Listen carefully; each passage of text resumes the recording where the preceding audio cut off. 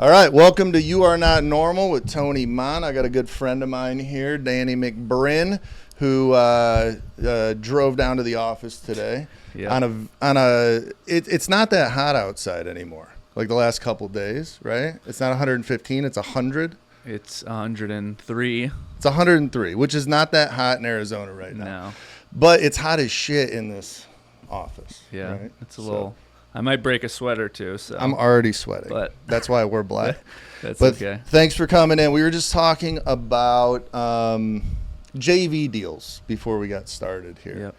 And that's something I think is important where, there's a lot of beginners that are locking up deals that aren't deals.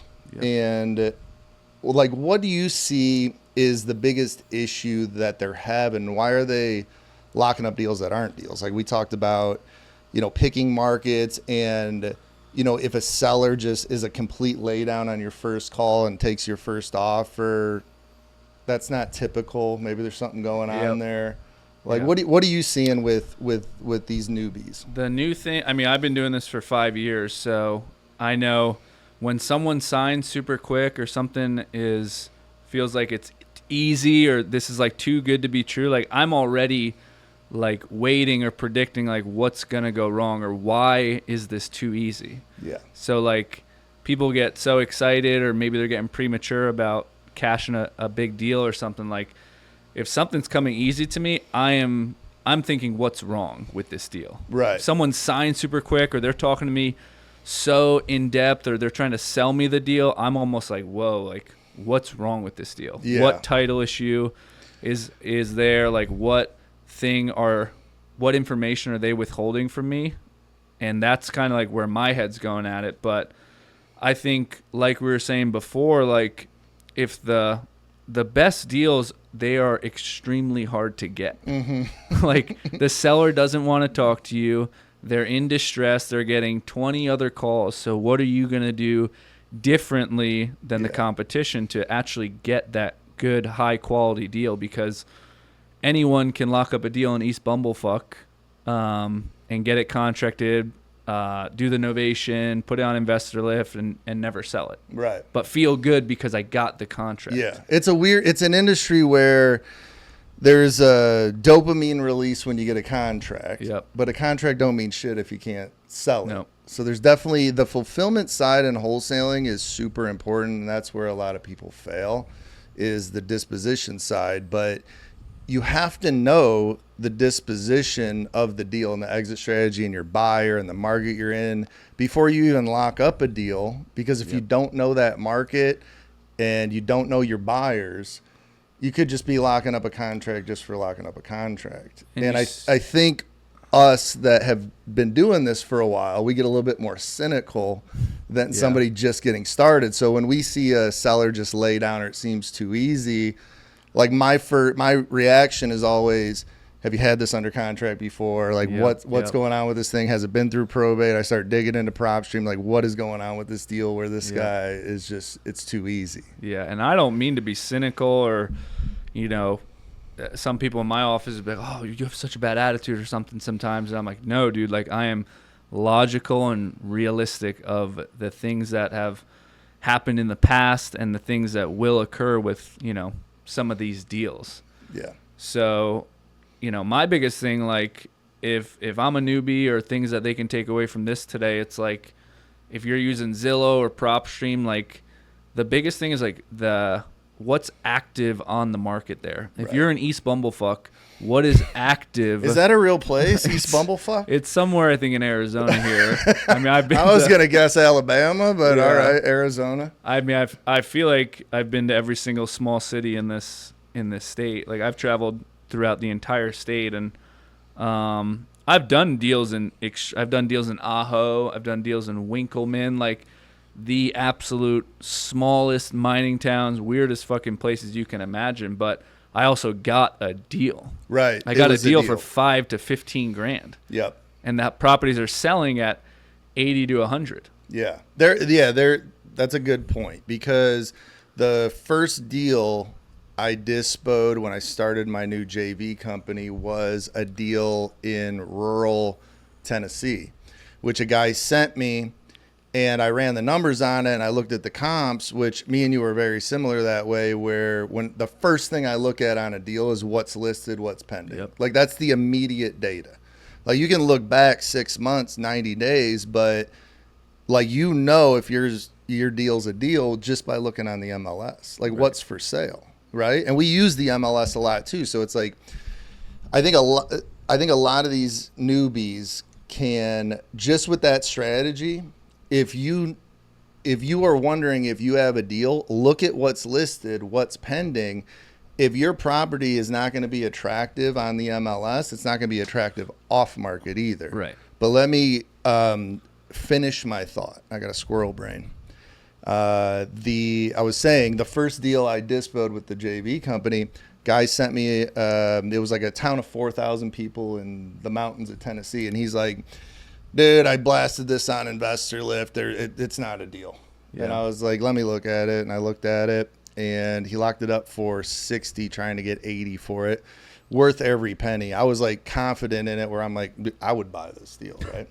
So I'm looking at it, and I'm like, oh, these are the gems. I like the rural deals. Like, most people don't, but if there's some buyers there and we have a deal, like, I'm going to dispo it, because the buyers aren't getting a ton of opportunities like they do in Atlanta or Raleigh or Phoenix. So when a wholesaler locks up a deal in a good rural market where there's some activity, like, those are the deals I really like, because once you get a hold of the buyers, they're like, holy shit, yeah, this is awesome. Right. What do you got? How does this work? I've never done an assignment fee. And then it's like you're walking them through it, but they're easier to work with. It's a little slower process because they're not in a rush, because they know you're not going to sell it to anybody else. They're the only buyer there. But I sold that deal in 2 days, and we made, I think, 10 grand on it or something.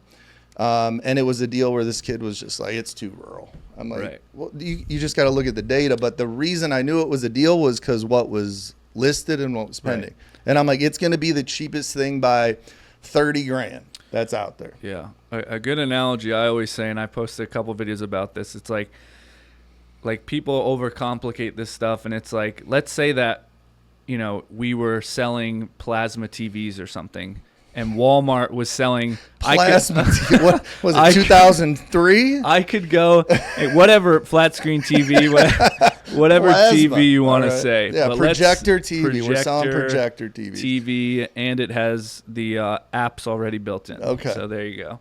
But let's say I could go to Walmart and get that TV for $100, and you come and bring me. Let's say you get TV somewhere else, and you come and bring me that TV, and you say, Dan, I want to give this TV to you for $120. I can go to Walmart and get that same TV for $100. So you're bringing me absolutely no value. And the same is true for a real estate deal. If the same deal is on the MLS for $20K cheaper, why would I buy your deal? Yep. Now, to reverse that, if you came and brought me that TV for $50, and I can go somewhere else and get it for $100, now you're bringing value to the marketplace. Of course. So, and it goes both ways. Like, we're talking about JV partners sending us deals and us looking at them, but it goes both ways with the seller too. If you're talking to a seller and you're trying to get a property under contract and you're in the negotiation stage, I don't know why some people, maybe it's just new people, but like, I always talk about the comps. Yep. It's like, why would I pay $100,000 for your property when there's a property on the MLS that's in better shape for $80,000? Like, it's a great way to negotiate on the seller side, and it's a great way to negotiate on the buyer side when you're trying to dispo a deal. It's all that current data. That's a great analogy. And that is that's okay to talk about that too. And it's okay to be transparent with the seller that, me and my team, we say, hey, the reason I'm calling you and the reason I'm going off market is because I'm trying to get a better deal than what's on market. Of course. And as of right now, you're giving me a worse deal than I can get on market. I'll go to Walmart and buy a house. Right, exactly. Yeah. So I was at a guy's house yesterday, probably over by you. I don't even know where the hell I was. I live in East Mesa. Yeah, it was. It looked like East Mesa. I don't know where I was. I don't live in East Mesa, by the way. I live in a good part of Mesa. Yeah. Sure. But I was in this neighborhood. I went to this guy's house. He's moving. He's selling his house. He has worked construction forever. He's walking around with a cane and a top hat on. Character. Right. Definitely a character. Sounds like a wholesale avatar. Yeah, it was. And he's getting rid of a bunch of stuff for free. And I'm a junk collector. You know? Are a hoarder. Yeah. I'm a hoarder when it comes to old, cool shit. And I wanted some cinder blocks for my workout station in the backyard. I got ropes I'm tying around them, all this stuff, right? And he had a bunch of cinder blocks for free. Turns out he had a bunch of weights for free too, so I got a bunch of free weights too, and curl bars and straight bars. It was awesome. But I'm like, what are you doing with all this stuff? Can I, buy your wheelbarrow? Can I buy your wet saw? And he's just like, yeah, eventually. But I'm nervous about selling all this stuff. But like he's trying to hold on to it. But okay, that's beside the point. He said he had just sold this house and he's buying a house up like in Chino Valley or some shit up by Prescott. So I'm like, well, how did you sell it, on market? And he goes, no. He goes, the guys that call all the time and send the letters. He's like, I just picked a couple of those guys, and one of them gave me a decent offer. He sent a bunch of investors in here. We negotiated after that. I wanted 300. The highest came in at 292.5.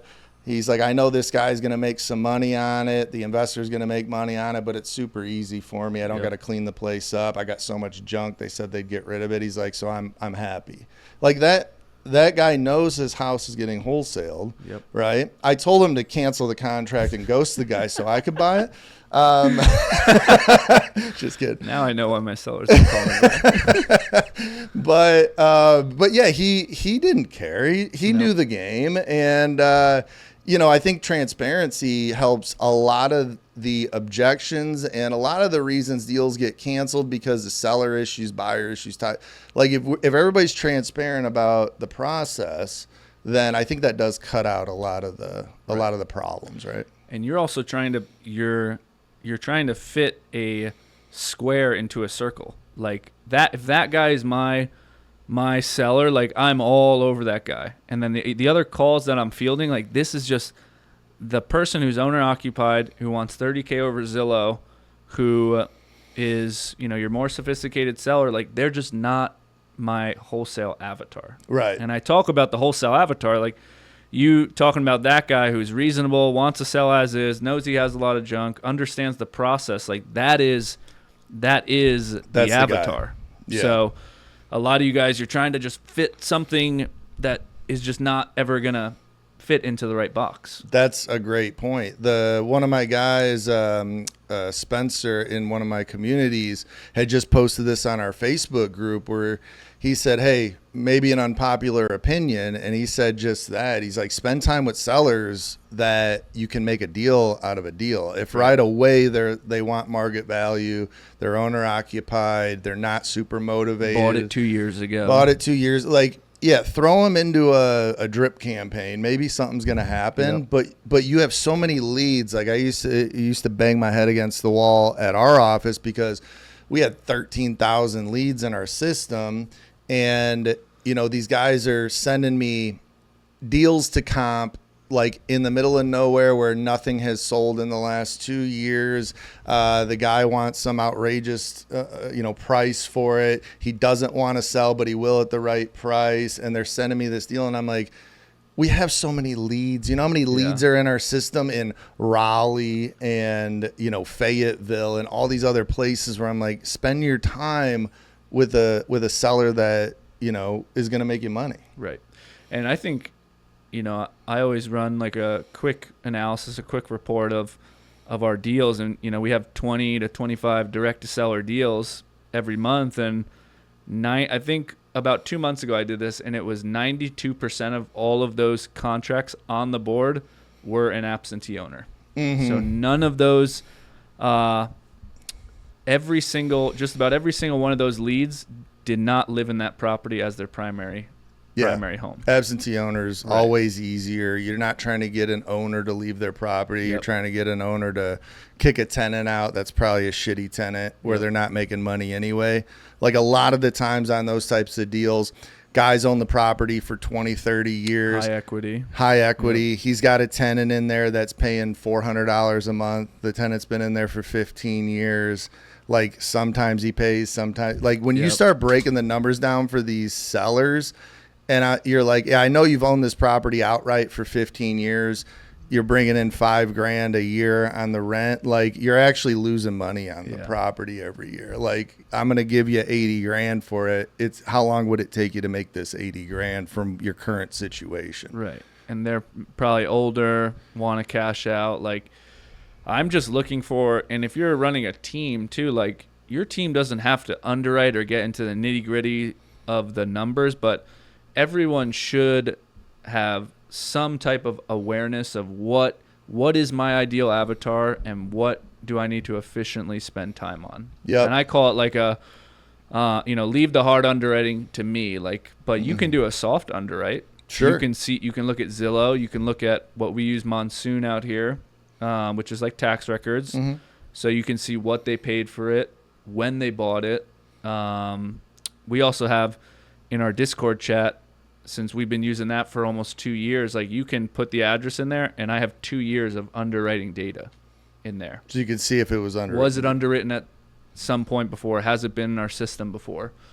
So that helps a lot. And you can do a soft underwrite to get some more information about the lead and the property. Yeah, right off the rip too. Like we would tell our closers to do that as well, where it's like, hey, before you even send me this deal to comp, like why not just look on Zillow real quick and see if the numbers even align, right? Where you know where you're spending your time efficiently, for sure. Right. Well, you talked about having a team and that structure. Like, why don't you tell everybody kind of what you do out here in Arizona, how long you've been doing it, and what your team looks like. Because when did we meet? Like 3 years ago at an all-in event? The first time we ever met was in Florida, almost 3 years ago. What was that? Remember at Chris Rude's event? That was the first time I ever. That was. I believe that was the first time we ever met. Okay. Yeah, that was probably 3 years ago, close to it. In Destin, and Carlos was there, Art Sanchez. It was definitely a good Nick crew. Perry was there. Nick Perry, that was a good event. It was a great event. Yeah, it was the first time I met. I think it was the first time I met Nick. First time I met you. And then, what were you doing back then? Like, how involved were you with the wholesaling model? Pretty involved. I mean, I'm still there on the day-to-day basis doing some underwriting. Obviously, my role is a lot different now than it was 3 years ago. I'm not locking up as many deals, but people come and go too. So I'm never like, I'm always humble enough to put a headset back on to get a deal or two to, all right, we're now rehiring, so we're going to be we're losing a seat for the next 2 to 6 weeks. Like, all right, let me put my acquisitions hat on, let me throw in some deals, and let me get some revenue up on the board in the meantime of doing interviews and sorting through people. So, in 5 years, I've never not been too good enough to lock up a deal, or, that's a high value opportunity. Yeah, so, me and Eric were the same way too. Like, even on a day when the energy was just down, or we didn't get a deal the day before, the leads suck or something, like Eric would come out, he'd lock up a deal. I'd run through our buyers list on a couple deals, get dispo a deal and just prove a point and get the energy back up. But especially if we lost a seat and somebody left or got let go, like, I'm sitting in the cubicle, headset on, and banging it out. And there's a couple of people in the lineup that we just said down at Chris Rude's in Destin that would preach, oh, you're not a business owner if you put a headset on. I haven't wore a headset in 10 years. And now, where are those people now? They're not. Their wholesale companies are gone at the very least. As an owner of a company and as a leader, you have to be willing to do every aspect of every job when you need to. I mean, obviously, our roles and our energy is better spent on building the business and the team and looking at it from a bird's eye view, so we can scale and get efficient and everybody can make money. But when it's needed, throw that fucking headset on and get to work. I mean, to say the least, about a month ago or so, we had, and our office is in East Mesa. It's not the greatest area, as you know. And someone, I was gone that Friday or something, and one of our acquisition guys goes through the back door, and there's just like a nasty smell, and someone, a junkie, literally came and squatted down and took a shit like right next to our door. Hell yeah. And at first I thought it was one of our competitors that, doesn't like me. Yeah. So that's a power move there. I was thinking that's what it was from, but we watched the cameras, and it was literally someone came and you saw them, and they squatted down, took a shit, and yeah, sorry about that. I had a burrito that day, but I tried to make it not as messy for you, but I get back East Mesa burritos. Yeah. I get back that Monday, and it's all hard and crispy, and everyone was like, I'm not fucking touching that. I'm not doing it. And I got down with a piece of cardboard. I threw it in a bag and threw the shit out. But, I'm never not. You're never above that. I'm You're never above picking up shit. Right, correct. Or I'm never above to, take out the trash or clean a bathroom. Like, that's what I used to do when I worked at Enterprise. Like, I would clean the bathrooms before I left. And, I'm the type of person that I will treat the person who's lowest on the totem pole all the way up to the CEO. I'm going to treat everyone the same. Yep. And that says a lot about people you see in our industry who maybe they go to an event and they just talk to someone super quick, and then they go and see the speaker, and then they're all about the speaker. You know what I mean? Like, you don't see them treat all of these individuals the same and equally. And they fanboy out. Right. They fanboy, or they hop on the bandwagon, and then that person they're tying their boat to falls off, and they spit them out and go to the next person. Yeah. So you see that a lot in this industry. Big time, yeah. So I was a volunteer firefighter back home for like a year and a half, and I remember my captain at my station, he said something that kind of stuck with me, and he was just like, hey, at the end of the day, we're all janitors. Yep. He's like, if all the work's done, the truck's clean, our equipment's good, we're not on a call, pick up a fucking mop. Right. And he would do it. Everybody would do it. We would all clean, and it just kind of stuck with me through my career. When I started, building businesses, it was always like, I will do anything I'm going to ask my team. Like, I'm going to do that as well. And that also, from your team's perspective, they're going to respect you as a leader, a lot more than someone who thinks they're above, certain things that they shouldn't do. But to piggyback off of kind of like the team and what it looks like today, so I own 50% of the company with Kurt, as you know. And shout out to Kurt.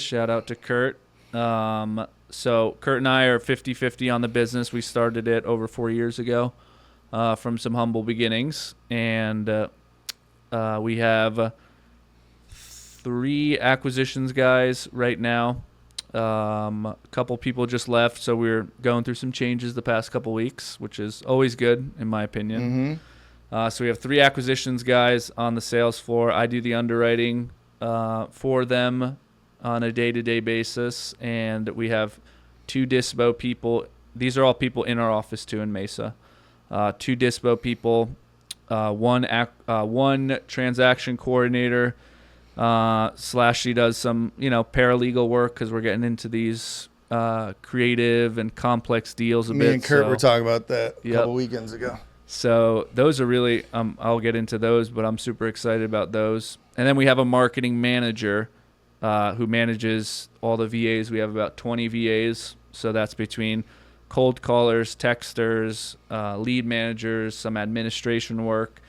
So there's a lot to keep track of and a lot to manage, but that's what the team looks like today. Yeah. And what are you focused on mostly? Because I know like your social media, you've been growing an audience, and I'm not a person to like scroll on Instagram and like follow a bunch of people, but I will say, like, for your content, every time one of your reels pops up, I always watch the whole thing. I think you do a great job. You're very handsome. Thanks to Joe too. Yeah. I know you put a filter on that lens, but it works. But you do a great job kind of explaining. You have a dry sense of humor, and similar to mine. You talk a little shit. Whether it's about the property or the area, it's funny, and it's very insightful, and it's very specific because you guys, you flip mobile homes. You're into that. That's what a lot of your content's about. And, you know, I don't know if you have, you know, big goals about teaching that model, but you do a good job of it on Instagram. And I think it's a great, you know, strategy. And I think a lot of people benefit from your reels and could benefit from you teaching them that model. Yeah, coaching and, you know, the stuff that you're doing is definitely something I want to get into more. I just did a mobile home training class, so that was a great turnout. And how many people showed up for that? You never answered me when I texted about you. 15 people were on there. That's great, so, dude. Good for you. It was pretty awesome. And, you know, it's a niche. So, like, I love the mobile homes because it's different. People like things that are not the same redundant things. So it's a certain asset class. It's a certain niche.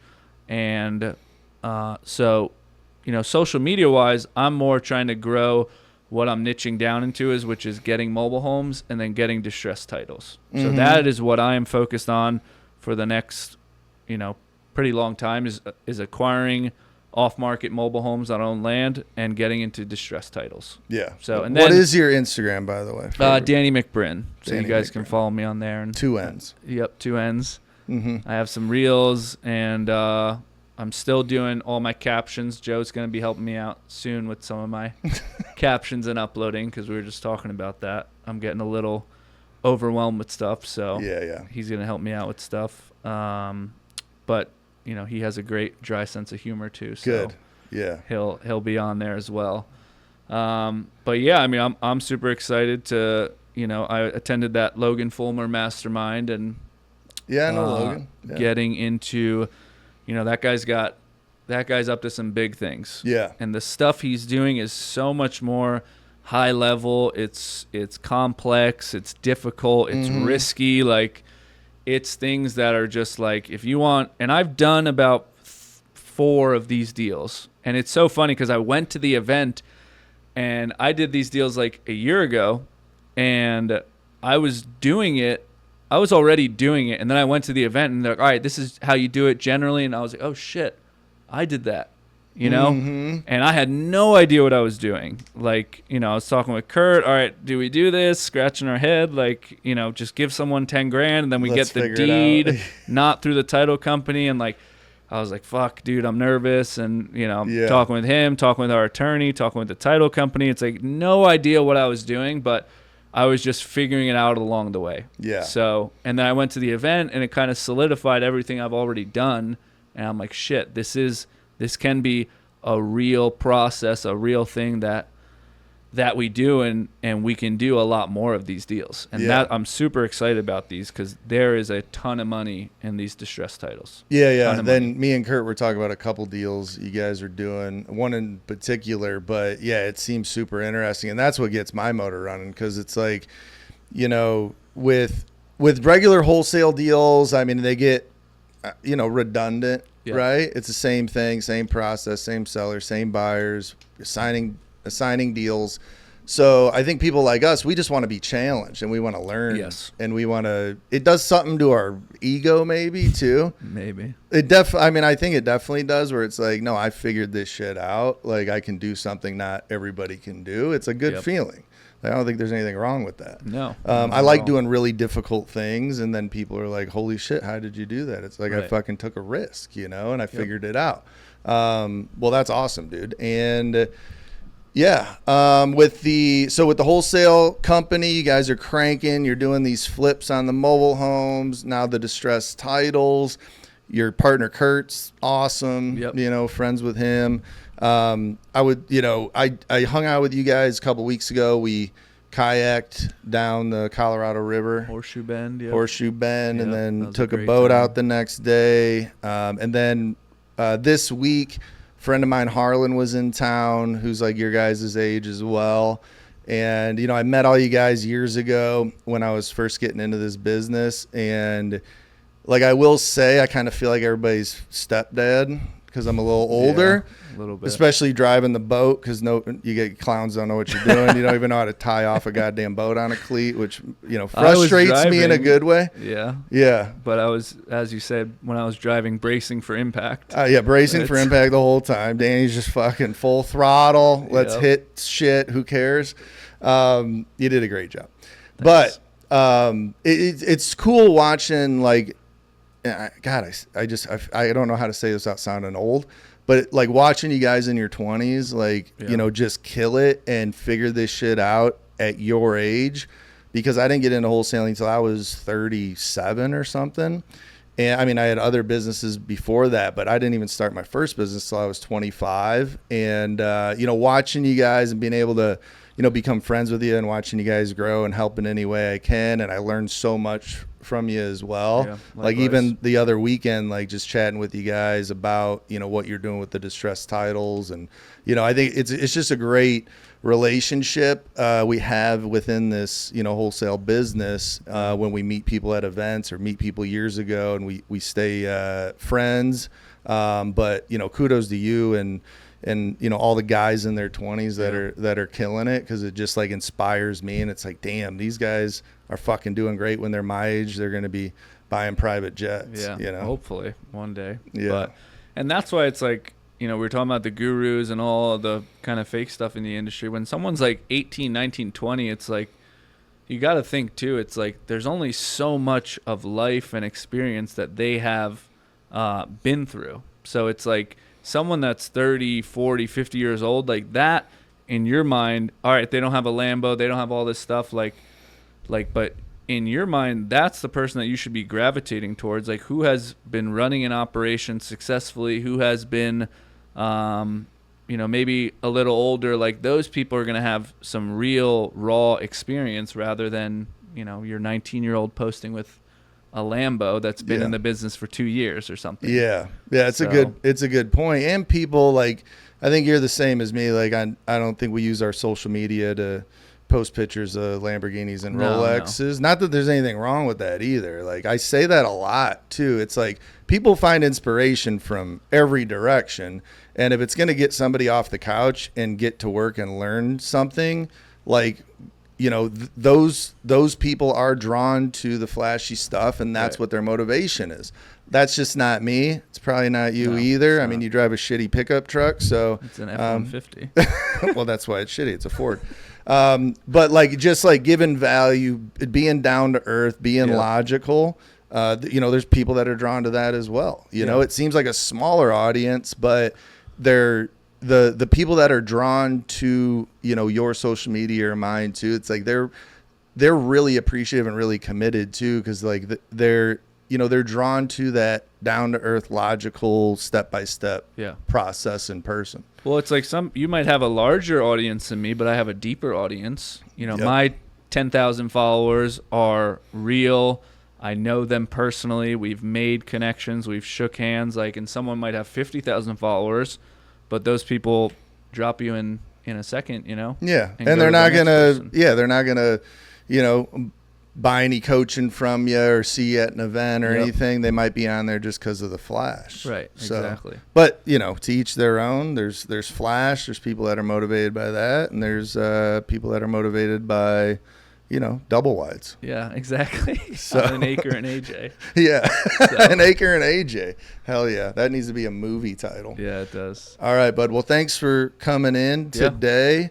Do you want to leave the audience with anything, any nuggets, anything, where to find you, what you're working on? YouTube? You doing YouTube? Yeah, now? I'm doing YouTube. So I'm uploading. I mean, Joe and I are doing shorts on YouTube. I have almost 100 subscribers. I have over 100 videos on there.